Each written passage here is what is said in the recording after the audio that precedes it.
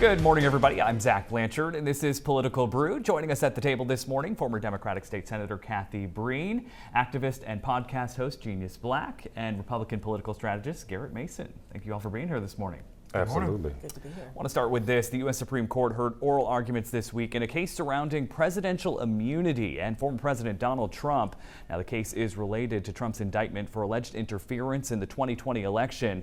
Trump's attorney argues the former president's efforts to overturn the election were, quote, official acts taken in office, and therefore presidential immunity should be applied. The U.S. refutes that claim, arguing Trump's actions were made outside the scope of his official duties. Made clear. I hope it was made clear that a president has to have immunity. You don't have a president, or at most you can say it would be a ceremonial president. That's not what the founders had in mind. Now, Cathy, this is a conservative court. Do you expect them to rule in favor of the former president? Well, conservative or not, I think these cases are a real test of our fundamental justice system about whether anybody in our system is above the law. I was a little surprised to hear a conservative justice say, gosh, you know, the presidency is really hard. They have to make tough decisions and quick decisions, and they might not necessarily have all the facts at their, you know, almost like, oh, it's so hard they might not have to follow the law, which was just stunning to me. So I think that we will see, you know, the other thing is I want to point out is that on the issue of electoral interference, you know, the president, that is not an official act. The president has nothing to do with tallying and registering electoral college votes in Congress. So to the extent that he was involved in trying to, he inserted himself in that process, that was not part of his duties. Garrett? I mean, I think that the take that I have on it is when you listen to the oral arguments and you heard what the justices were asking, they're asking a question far beyond what this case is actually talking about. They're talking about, can a president be held responsible for his official acts as president? And that is an important question to answer overall. You know, could Barack Obama be held accountable for, you know, droning people in other countries? Could George W. Bush be responsible for going into Iraq on quote unquote false premises? So it's an important, shockingly, we've never really had to answer this question before in the 200 plus years we've been in a country. So I think it's a very important case far beyond the Trump issue. Absolutely. And Genius, there are a lot of issues that matter to voters come November. Is all of this overshadowing those issues? I think for some people, yes, because this is what is coming at us via the news, the media, what we're talking about right now. Right, and that tends to kind of ring in your mind and to get revisited throughout the day and in conversations. So I do think it's a bit overshadowing with some of the issues that really do matter. But I have to agree here that this is such a large question. I mean, I think I know that the president, to be highly effective, does not need complete immunity. I just want to say that out loud. But I also think that answering that larger question, it's about time, apparently. So to be better moving forward, we have to get through this. And this isn't the only case. The hush money trial against Trump continues in New York. The former president accused of falsifying business records to cover up payments to porn star Stormy Daniels. The court really honing in on efforts by the publisher of the National Enquirer to catch and kill the story in order to protect Trump's image in the lead up to the 2016 election. Garrett, a lot of conversation about moderate Republicans this time around, those folks who supported Nikki Haley. Will the results of this trial impact those voters? I don't think so. I think, you know, a case like this is going to be, I think it's further pushing people towards Donald Trump, to be honest with you. There's so many indictments and so many cases of lawfare that's going on. I don't really know that any of the subject matter is getting through anymore. It's just the continued political persecution of Donald Trump, legal persecution rather. So I don't think it's going to make a difference. I think if people were voting for Nikki Haley, they were probably not going to vote for Trump anyways. So I think that's the face of the electorate right now. Genius. Yeah, for me, I see what's happening to Donald Trump, and I see him being forced to kind of be laying bare a bit more than I've ever seen him out of all these years. And so for me, I just think the act of him being there and having to go through this like an American, like someone who is being questioned, I actually think is good for America. I think Actually, hold on, I'm sorry. I want to back up and say that part again. Can you repeat the question? I didn't have a question. You were just free. I just I said was genius. responding to kind of Freewheeling. what you were talking about. We were talking about moderate Republicans. Moderate Republicans. Okay, then I would say that based on what I see happening to Donald Trump, I think it's good for America. I understand the question about moderate Republicans, and I do also see that kind of inverse reaction to how some people respond to Donald Trump. But what I realize is that him being there and all of us recognizing that he is a man and that the law is the law, at least we're going to try to make it that way, I think overall is good. So no matter if it pushes people further or closer, I think by the end of this, people will have a more realistic view of Donald Trump without smoke and mirrors and without him being surrounded by people who say yes and want to go along. Kathy. Well, this case, in its very basic point, is about campaign election financing. I mean, the bottom line is that he spent money in a way to help his campaign and didn't report it as such. I mean, when you run for office, you have to comply with campaign finance laws.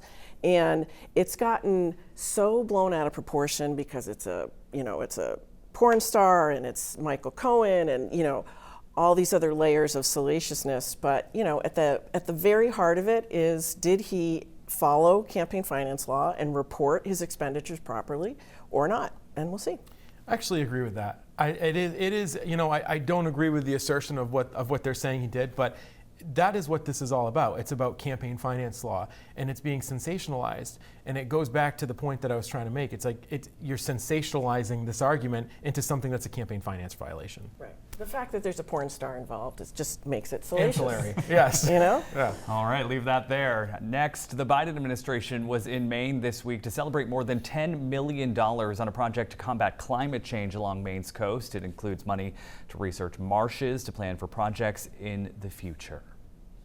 Nature is not only a catalyst for reflection, it demands action.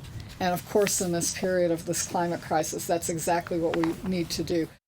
Kathy, we're just talking about $10 million here. Is that just a drop in the bucket?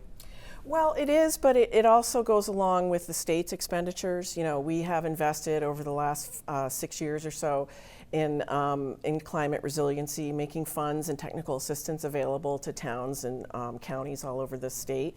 We obviously just saw enormous storm damage in the last couple months here in Maine. I lost power for a few days.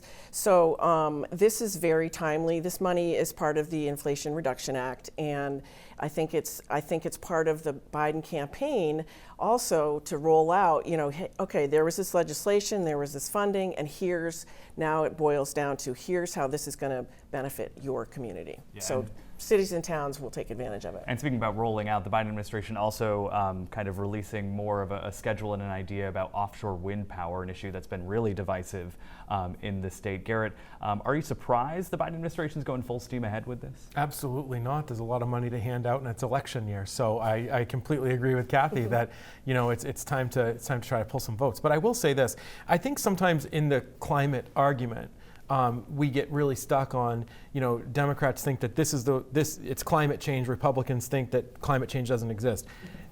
That's not really the argument here. The argument is that the climate is changing. The reason for that we can talk about, but I mean, there's no doubt the climate is changing. Look at what just happened. Kathy lost power. I lost power too. I'm sure you did too, Genius. I did. We have to be resilient, especially with our coastline. The legislature, and Kathy would know this more than anybody, being former chair of appropriations, that Maine has done work to make sure that our coastlines especially have what they need to rebuild and remake what we've always known to be there. Genius. I'm glad to see money being given out, yes, because action matters. I think that's what stood out to me most about what was in the clip was action. I think there has been a lot of arguing, confusion, disagreement. A lot of times those things don't create action, at least not in the moment. $10 million might not be the biggest drop in the bucket, but it is a drop in the bucket, and therefore we will see action. I'm with it. And also, the legislature just passed $60 million that came out of the rainy day fund for storm damage as well. So it's a combination of funds, and that's what we need. All right, we'll see. We're going to take a quick break. The Weekend Morning Report is back right after this.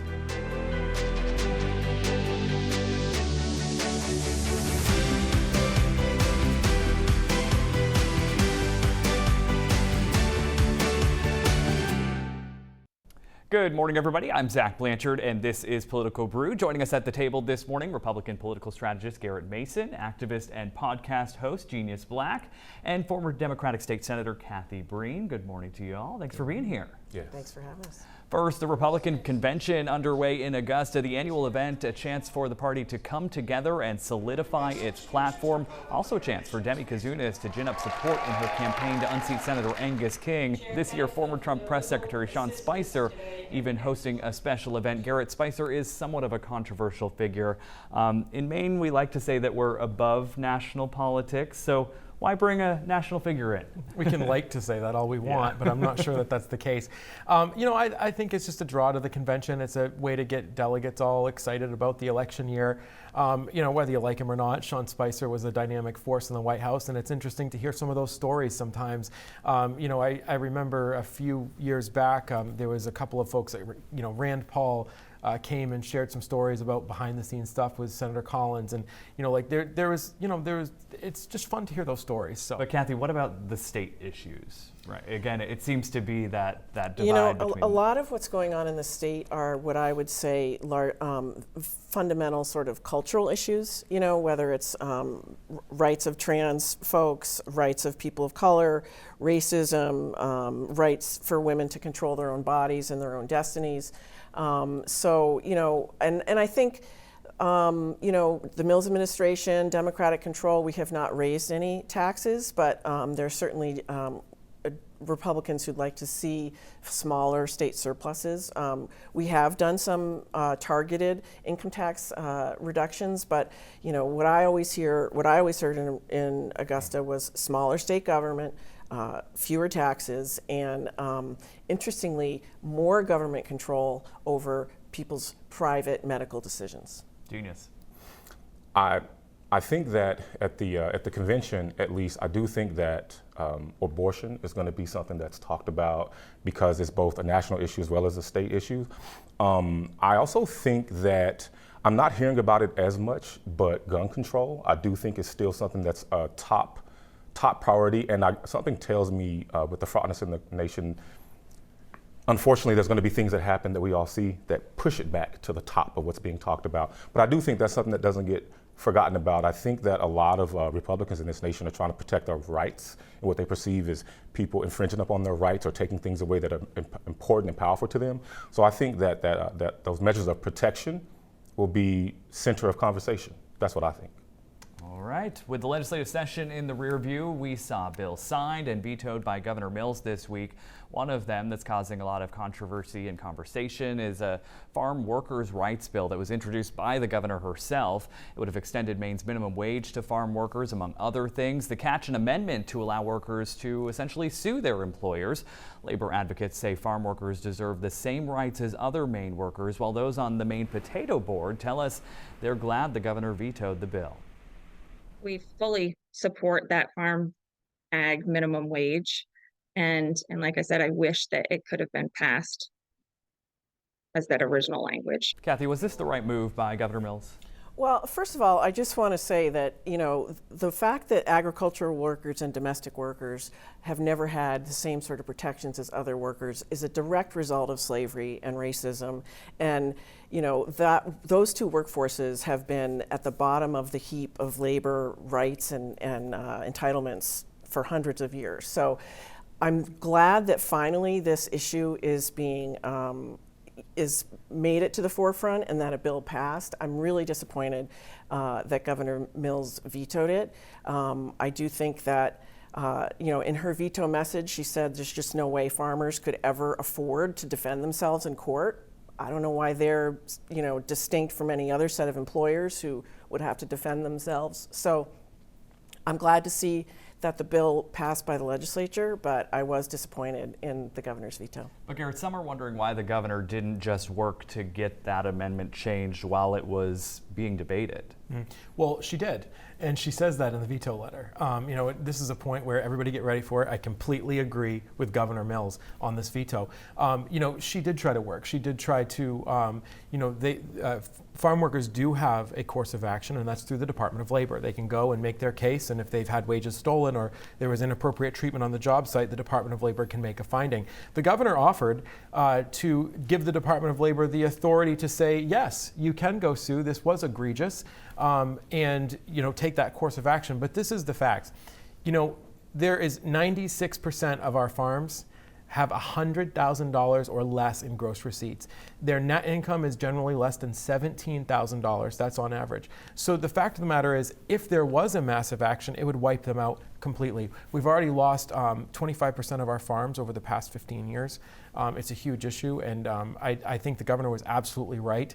And unfortunately, the big loser in this is the agricultural farm workers who did not get their minimum wage established. Yeah, and some numbers there that of course, want to be transparent that you've been working on this issue heavily at the State House. Genius, what does this mean bigger picture for workers' rights in Maine? I don't know. When it comes to the Department of Labor and certain government entities, what happens often when you have black and brown people, migrants, immigrants, is that by throwing them into a governmental system, all of a sudden, all of the other biases and issues and language barriers, cultural barriers can mire them down. So I think there's an argument to be made for there's a strength in, let's say, someone who's a farm worker being able to be the genesis of what's going on. I think maybe there's a way to strike a balance, but I can appreciate if there is already a path there, but because I've seen what happens particularly when you look at these types of workers, right? Not just the average person walking around in Maine, when you put those people into certain systems to try to get justice, the system itself can work against them. Never mind getting to the actual justice if they were done wrong, especially if it was illegal. So I don't know that I'm completely settled on it, but I don't think that it should all be governmental in terms of lawsuits or legal action. I think those folks need to be able to raise their own voice and be able to rely on their own gumption. And I think the only thing I would say to that is that there is a federal right to action for migrant workers and for seasonal workers. That right exists under the current federal statute. What we're talking about here in Maine is very different, and it's a dangerous precedent to set. Around the country, it would make us an outlier, and compared to other states. So I think the governor made the right move. Garrett, do you want to mention who you represent in that Maine scenario? Farm Bureau, yes. Thanks. All right, well, now it's up to Governor Mills to decide if Oxford County Sheriff Christopher Wainwright will keep his job. A hearing for Wainwright wrapped up this week. He's accused of unethical behavior, including selling forfeited guns and allowing school resource officers with expired certifications to continue to work. Wainwright has carried out the duties of his office to the best of his ability, in good faith, with an unwavering commitment to public safety. Allowing the SROs to do so, however competent they were, is a clear violation of law and a source of tremendous liability risk for the county, the department, and the sheriff personally. Now, Governor Mills is the only person who can remove an elected sheriff from the position. The judge will give a written report, essentially making recommendations to the governor based on the testimony. Cathy, how do you expect the governor to rule here? I don't know what the governor's going to do, but what's striking to me about this situation is this is not the first time we've had sheriffs who have behaved in ways that have brought up ethical issues. I'll put it that way. And the only mechanism we have in the state is for the governor to remove that person, even though that sheriff was elected by county voters.